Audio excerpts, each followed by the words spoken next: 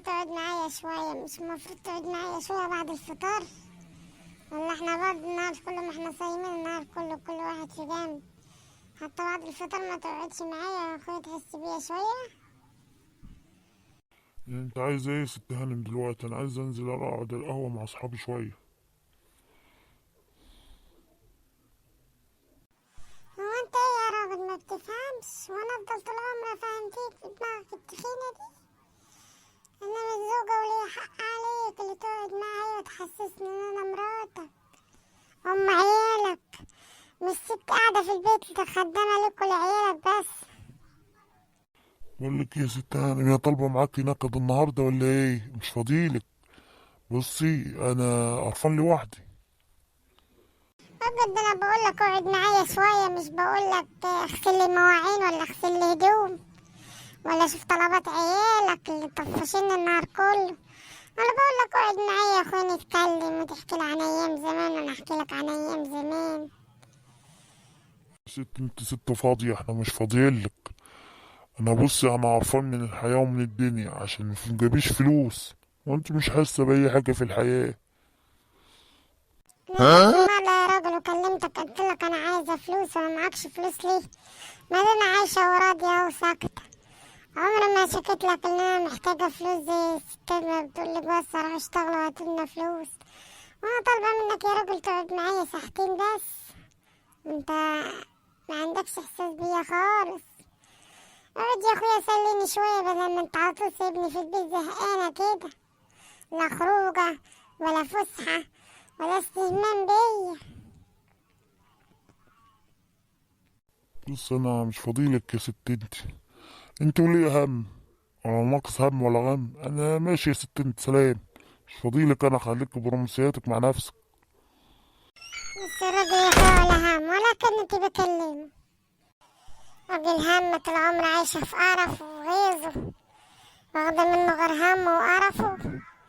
يلا لي دي اغسلها له، جهزي لي لقمة اعملها له، وروق الشقة روقها، اشوف طلبات عيالي شايفاها، طلباته شايفاها، هو مش شايفني في اي حاجة في حياته، مش شايفني زي اي ركن في البيت كده راكنه.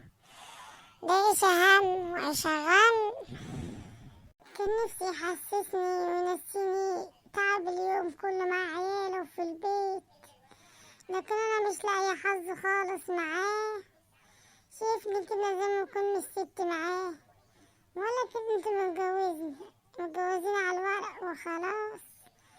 عايشة حياتي عيشة والسلام، محدش يرضى بيها.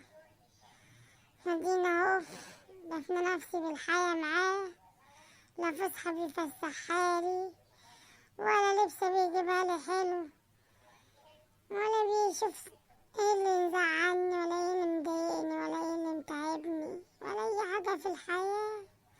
ده لو تعبت شوية الراجل بيطنشني ولا كأنه يعرفني. مالك يا ماما زعلانة ليه؟ ايه اللي مزعلك بس قوليلي يا ماما يا حبيبتي. مفيش حاجة يا حبيبي مزعلاني. شوف اخوك جوه العب معايا يا حبيبي، مالكش دعوة بالموضوع ده يا ابني متشغلش بالك. انا تعبانة شوية بس يا حبيبي مش زعلانة. بقولك يا ماما تيجي تلعبي معانا يا ماما، وانا نفرفشك يا ماما لو انت زعلانة من اي حاجة مع بابا، ولو بابا مزعلك في اي حاجة يا ماما حقك عليا يا ماما. احنا بنحبك قوي يا ماما، وانت اللي قاعدة معانا في البيت اليوم كله بتشوفي طلباتنا وتعبانة معانا يا ماما. كتر خيرك يا ماما يا حبيبتي. ربنا يخليك ليا يا ابني يا حبيبي انت واخوك ويبارك لي فيكم، وتبقوا سندي في الحياة وتعوضين عن تعب وشقاية وتحسسوني بالأمان معاكم.